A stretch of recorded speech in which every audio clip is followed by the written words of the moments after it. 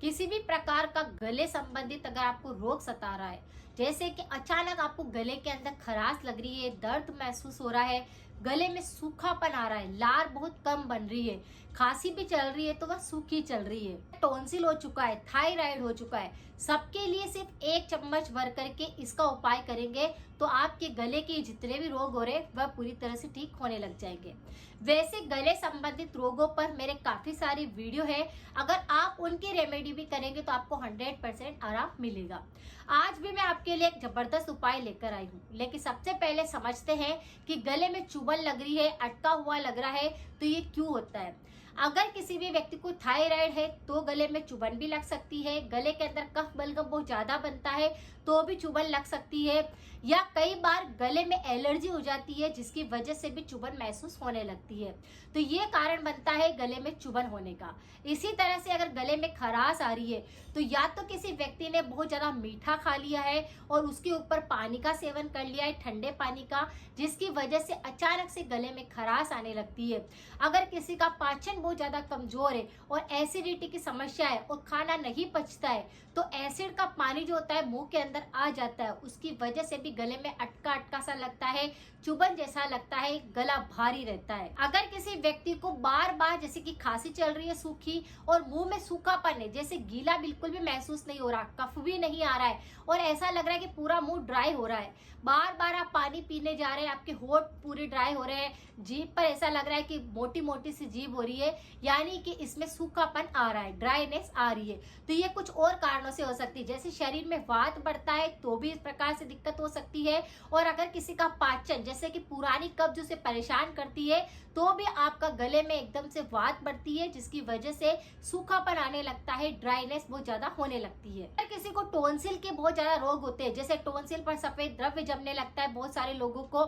इस पर मेरा 100% इफेक्टिव वीडियो है, आप उसको देख सकते हैं। एक नहीं 2-3 वीडियो मैंने इस पे बनाए हुए हैं और सारी रेमेडी 100% वर्क कर रही है। तो गले के टॉन्सिल पर अगर सफेद द्रव्य जम रहा है, वहां पर गठान होने लगी है, वहां पर छाले बनने लगते हैं, तो आप देखते हैं कि वहां पर सूजन आ जाएगी, लालिम आ जाएगी, जिसकी वजह से भी खाना खाने में, पानी पीने में, सब में दिक्कत होने लगती है। लेकिन आज जो मैं उपाय लाई हूँ वो आपकी थायराइड के लिए भी काम करेगा, गले में अगर आपको किसी भी प्रकार की दिक्कत हो रही होगी उसमें काम आएगा, और जो ये बार बार आपको ऐसा लगता है कि सूखापन है, टॉन्सिल से रिलेटेड कोई दिक्कत हो रही है, उस पर भी ये रामबाण का काम करेगा। हमारे शरीर के अंदर 2 चीजें सबसे ज्यादा महत्वपूर्ण होती है जिसकी वजह से ही रोग आते हैं। पहला होता है डाइजेशन और दूसरे होता है आपके त्रिदोष। अगर डाइजेशन से संबंधित आपको कोई इश्यू है कि खाना नहीं पचता है, गैस हमेशा बनती है, एसिडिटी की दिक्कत होती है, या फिर आपको बहुत ज्यादा गुदा मार्ग के इन्फेक्शन होते हैं, सूखे मस्से बनते हैं, या फिर आपका मल जो है वो बहुत ज्यादा सख्त आता है, तो ये सबसे प्रमुख कारण बनता है हमारे शरीर में रोग लाने का।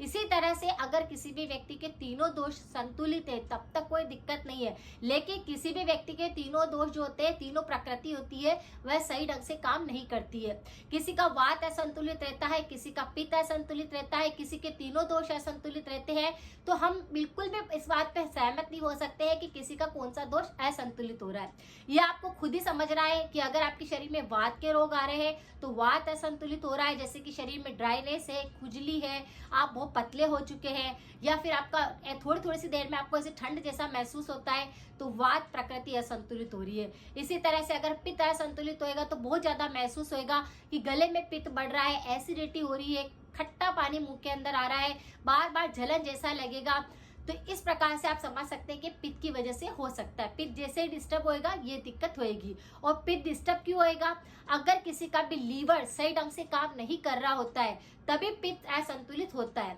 तो अगर आपको ये सारी दिक्कत है कि पेट में जलन है, बार बार खट्टी डकारें आती है, तो आपको यहाँ पर भी समझने की आवश्यकता है। कई बार पाचन की वजह से ही नहीं होता है बल्कि लीवर की वजह से भी होने लगता है। अगर लीवर आपकी बॉडी से अपशिष्ट पदार्थों को सही ढंग से बाहर नहीं निकाल रहा होता है, उसके अंदर अगर बहुत ज्यादा गंदगी हो चुकी होती है, तो भी हमें एसिड रिफ्लक्स या एसिडिटी की समस्या होती है। तो लीवर भी इससे कनेक्ट होता है, इसीलिए हमेशा ध्यान रखें कि पित्त नहीं बिगड़ना चाहिए। इसी तरह से कफ दोष के अंदर आप देखेंगे कि बार बार मुंह के अंदर कफ बलगम आ जाएगा, कफ के रोग ज्यादा होने लग जाएंगे। तो ये दो तरह से हो सकता है, एक तो लंग्स की वजह से, अगर आपके लंग्स बहुत कमजोर हो चुके हैं, लंग्स में बार बार जैसे निमोनिया की शिकायत, पानी भर जाना, इस तरह की कोई दिक्कत होती है, तो आपको ये देखना है कि आपकी कफ इस वजह से तो असंतुलित नहीं हो रहा, या फिर आप बहुत ज्यादा ठंडी चीजों का सेवन करते हैं। ठंडी चीजों में मतलब कि जिसकी तासीर ठंडी होती है, अगर ऐसी चीजों का सेवन करते हैं और वह आपके शरीर को सूट नहीं कर रही है, एलर्जी पैदा कर रही है, तो कफ प्रकृति असंतुलित हो सकती है। तो ये तीनों दोषों को भी संतुलन में रखना जरूरी है, इनकी वजह से भी हमें गले के रोग बहुत ज्यादा होने लगते हैं। आज जो उपाय है वह बिल्कुल हाई फाइबर वाला है, ओमेगा 3 इसके अंदर है, और इसमें काफी सारे न्यूट्रिशन है जो कि आपकी ड्राइनेस को खत्म करेंगे, टोंसिल के रोगों को ठीक करेंगे, आपके गले के अंदर खराश आ रही है, सूजन आ रही है, दर्द महसूस हो रहा है, मौसम बदलने के साथ में एलर्जी हो रही है, उन सब पर अच्छे से काम करेगा। आपको क्या करना है, 1 चम्मच भरकर अलसी के बीज आते हैं, उनको ले लेना है। इनको हम इंग्लिश में फ्लैक्स सीड्स भी बोलते हैं। चम्मच अलसी के बीज ही बहुत सारे रोगों पर काम करते हैं, लेकिन आज हम बात कर रहे हैं गले के रोगों के लिए, तो उसमें ये रामबाण का काम करता है। जिस किसी के भी सूखापन आ रहा है, खराश है, मुंह के अंदर बिल्कुल मॉइस्चराइज खत्म हो चुका है, तो आप क्या कर सकते हैं, इस फ्लैक्स सीड का प्रयोग कर सकते हैं। आपको करना है, 1 गिलास पानी गर्म करने के लिए रखना है, उसमें 1 चम्मच भरकर अलसी के बीज को डाल देना है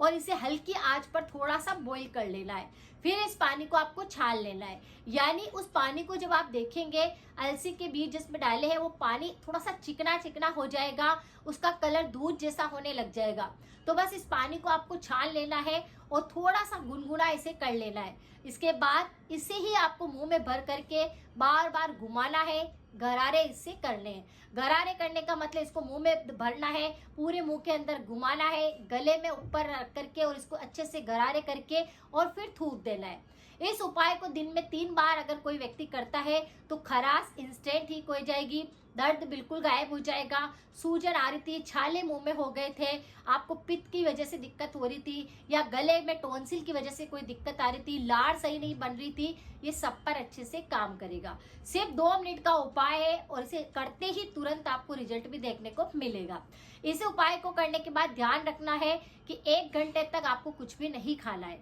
बस इतना सही आपको ध्यान रखना है। परहेज के तौर पर अचार का प्रयोग नहीं करना है, तली हुई चीजें बिल्कुल नहीं खानी है, गरम मसालों का प्रयोग बिल्कुल नहीं करना है, और इस पर मेरे काफी सारे वीडियो है, एक के बाद एक आप इन वीडियो को देखेंगे तो उनमें 100% इफेक्टिव रेमेडी है, लोगों के अच्छे से काम कर रही है। तो आप इन वीडियो को देख सकते हैं, लोगों के साथ शेयर कर सकते हैं, सपोर्ट कर सकते हैं। हमेशा ध्यान रखें कि गले के रोग हमारे तीनों दोष बिगड़ने के कारण और पाचन बिगड़ने के कारण आते हैं। तो हमेशा अपने गले की एलर्जी हो गई या गले संबंधित कोई रोग हो गए, उनको ठीक करना है तो सबसे पहले डाइजेशन पर ध्यान देना होगा, और अपने तीनों दोषों में से आपको ध्यान देना है कि कौन सा दोष असंतुलित हुआ है। जैसे वात बिगड़ेगा तो सूखापन मुंह में आएगा, पित्त बिगड़ेगा तो बहुत ज्यादा जलन और एसिडिटी की समस्या होगी, और कफ बिगड़ेगा तो कफ बहुत ज्यादा निकलने लग जाएगा। इससे आप अच्छे से पहचान सकते हैं। आज की जानकारी कैसी लगी प्लीज जरूर बताएं।